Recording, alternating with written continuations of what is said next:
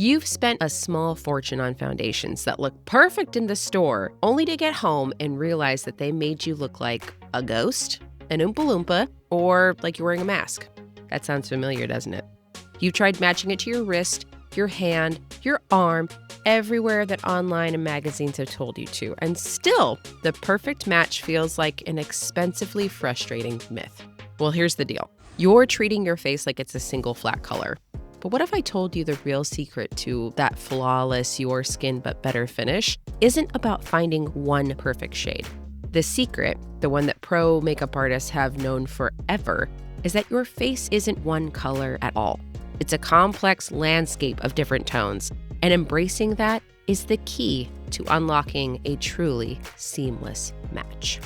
Let's get loose.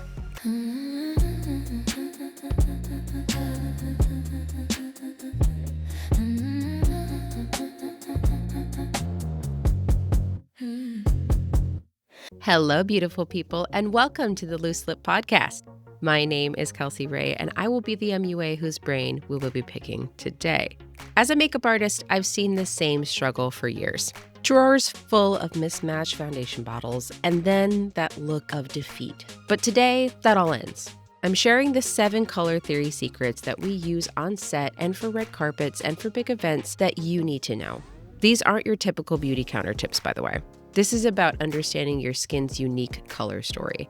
We're going to stop fighting our skin's natural variations and start working with them. By the end of this, you won't just know how to find your shade. You'll know how to create a custom, multidimensional match that looks like real, living, breathing skin every single time. Hallelujah! So grab a notebook and get ready because your relationship with foundation is about to change forever.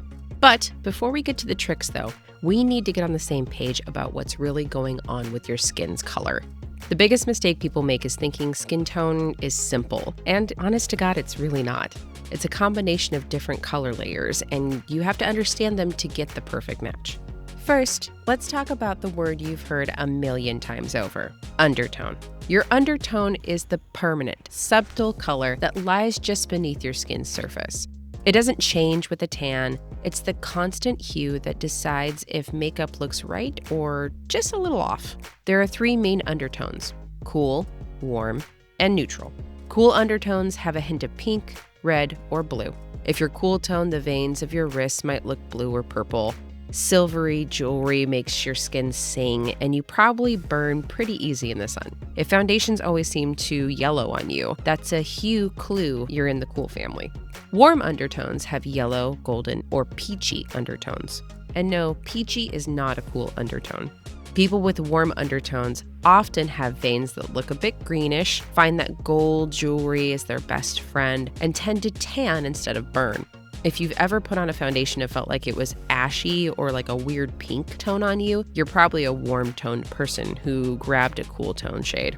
Then there's the neutral undertones, which is a balance of both the warm and cool.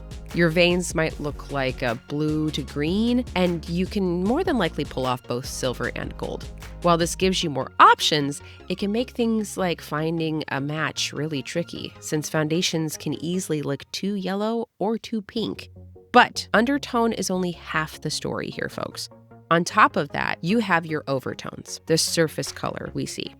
This is what changes with sun exposure, flushing, or even a change in the weather. It's why your perfect winter shade might look totally wrong in the summertime.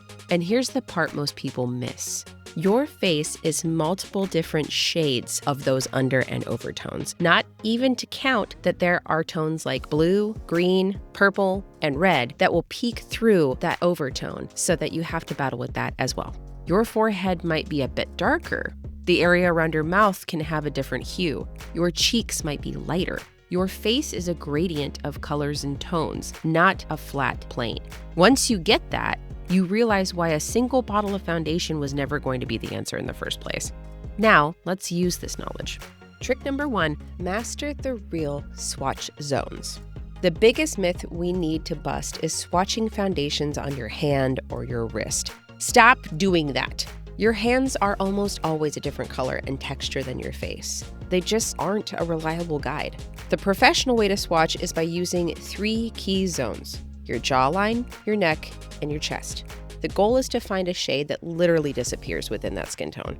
The jawline is the ultimate test because it connects your face to your neck. A perfect match here means you won't get that harsh telltale line that everybody hates, that masky look. Apply a stripe, blend it slightly, and see if it vanishes. Next, check it again on your neck. Lots of people have necks that are lighter than their faces. If you only match your face, you can get the floating head effect. The most seamless look comes from matching your foundation to your neck. Finally, for total color harmony, look at your chest. It gets similar sun exposure to your face and gives a true baseline. When your face, neck, and chest all match, the look is flawlessly natural. Don't be afraid to walk around a store if you're in store with a foundation stripe across your jaw. Tons of people do it. It's just a big decision, and it deserves more than a quick swipe on your hand. Trick number 2, become a master of lighting. The number one saboteur of a perfect foundation match is bad lighting. Department store fluorescents and normal makeup store fluorescents are fucking horrible. They often have a blue or green cast that can make a warm foundation look like a cool foundation and make that look ashy. It messes everything up. I swear to God, they have the worst lighting in those areas. This is why a shade can look amazing in the store, but when you step outside, it's a completely different color. The only way to truly know if a shade is right is to see it in natural daylight. This is non-negotiable. When I used to work in at Sephora, if I was color matching someone, I would give them a hand mirror and literally send them out of the store, outside the mall, or into the sunlight to see the actual color. After you've applied test swatches on your jawline, walk to a window or, better yet, like I said, step outside. Natural light shows the full color spectrum and reveals the foundation's true color. Does the swatch still disappear, or can you now see a line where it was too pink, too yellow, or too dark? A true match is invisible in sunlight. If you can't get outside, use your phone's flashlight. I mean, it's better than nothing, to be honest. It's not perfect, but it's much better than the store's overhead lighting. Make lighting your most trusted advisor, and you'll never be fooled by a sneaky shade again. Trick number 3, the wait and see oxidation test. Have you ever applied foundation and it looked perfect, but by lunchtime, it was suddenly a shade or two darker, or maybe even orange? That's oxidization, and it's the silent killer of a great foundation match. It happens when pigments in the foundation react with the oxygen and the oil in your skin. This is why you can't judge a foundation in 30 seconds. You have to give it time. The pro method is wait and see. You pick 3 shades you think are close to your matches. Apply them in strips along the jawline side by side, then wait. Don't blend them out yet. Go about your shopping, grab a coffee, give it at least 5 to 15 minutes. Give it some time to settle in. After that time, check your swatches in natural light. You might be shocked to see that 1 or 2 of them have deepened, and one that still disappears into your skin after oxidizing is your winner. Patience is a true virtue, and with foundations, it is a necessity to do this test. The worst thing that I ever saw in store is when people would come in to get a foundation match and they literally just swiped something on, blended it into their skin, and grabbed that shade and walked off. And I knew that they needed to wait longer, but they didn't want to. They didn't have the time. They didn't have the patience. And then I would see the foundation return because the color was wrong. It's the most frustrating thing because I know what you need to do to make sure that you don't have to come back into the store to return it or exchange it for a different color. And you don't have to go with the frustration of being irritated the fact that you bought something you thought was perfect, got it home, wore it the first day, and a few hours later, it's a completely different color. Trick number 4, become your own custom blend mixologist. Here's the most important secret that will free you from the tyranny of finding the one perfect bottle. Most people, even celebrities, are not a single off-the-shelf shade. Makeup artists almost always custom mix foundations. The easiest way to start is to own 2 shades of your favorite foundation, one for wintertime when you're lighter and one for summer when you have a tan. As your skin tone changes, you can mix them in different ratios to create your perfect custom color for any season. This totally eliminates the need to buy a new foundation for every few months. You can also mix foundations to correct an undertone. If a foundation is the right depth but a little too yellow, mix in a tiny drop or 2 of a more neutral or pink tone foundation to balance it out.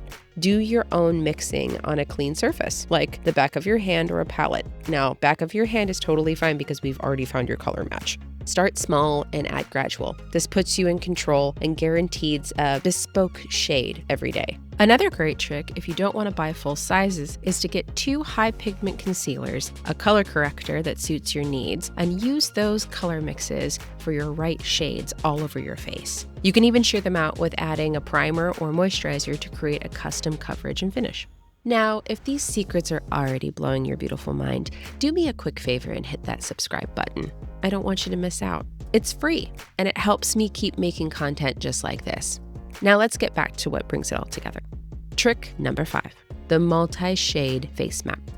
This is where all of our color theory knowledge comes together in a game-changing way. Now that we know our face has multiple tones, we're going to stop trying to cover it with a single flat mask of color. Instead, we're going to use multiple shades strategically to create a natural, sculpted, 3-dimensional look.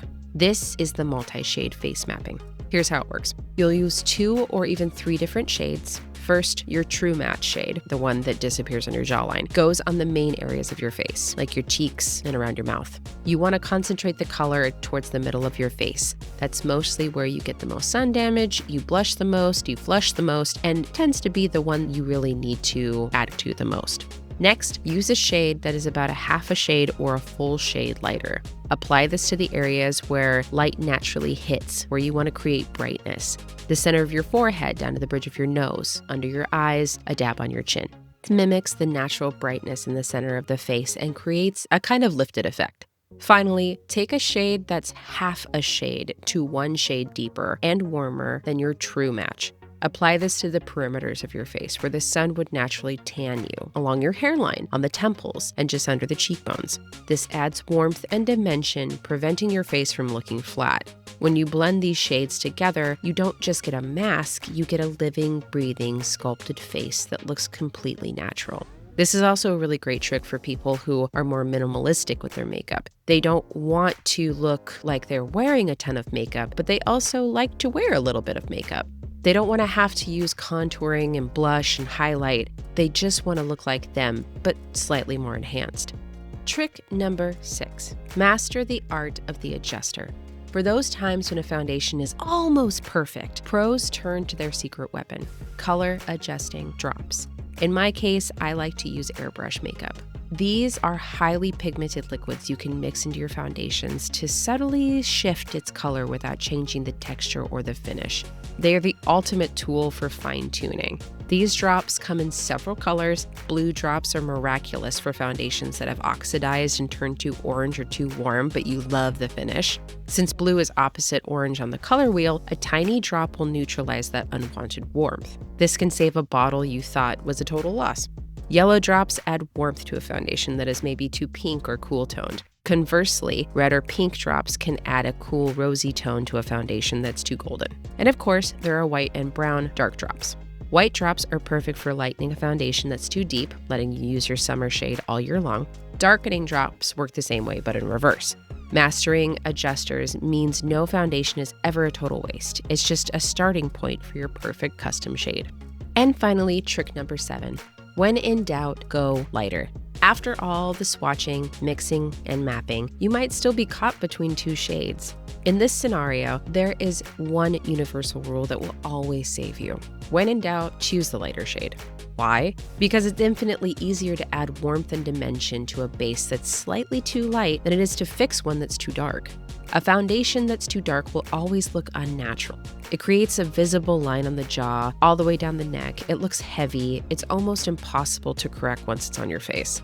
But if your base is a touch too light, you do have some options. You can easily add warmth and color back into the face the controlled way with bronzer, blush, and contour. Applying bronzer around the perimeter of your face will seamlessly blend the lighter foundation into your skin, giving you a healthy look. It's a simple fix that looks intentional, where if it's too dark, it's a mistake that's nearly impossible to hide. Think of it as a safety net that guarantees a flawless result. And those, my beautiful people, are the 7 secrets that will completely change how you buy and apply foundation. We've learned to stop searching for the one magic bottle and instead embrace the beautiful, multi-tonal reality of our skin. We've learned to become our own color experts and custom blend mixologists. The power is now in your hands. You know how to read your undertones. Use natural light as a guide. test for oxidization, map your face with multiple shades for a finish that is alive with dimension. You are no longer at the mercy of a bad store lighting or limited shade range. Your face is not a flat canvas. Your foundation shouldn't treat you like one. But working with your skin's natural gradients, you can achieve a level of flawlessness that looks and feels like you were born with it. If this episode helped you in any way, please give it a thumbs up. It truly helps other people find the podcast. And don't forget to subscribe and hit the notification bell if you don't want to miss out on what's next. I want to hear from you. Head down to the comments and tell me which of these tricks was your biggest, oh shit, yeah, that makes sense moment. Don't forget to listen on all your favorite listening platforms, Amazon Music, iHeart, Spotify, YouTube, and renderingbeauty.com/podcast. I'll catch y'all in the next one. Bye.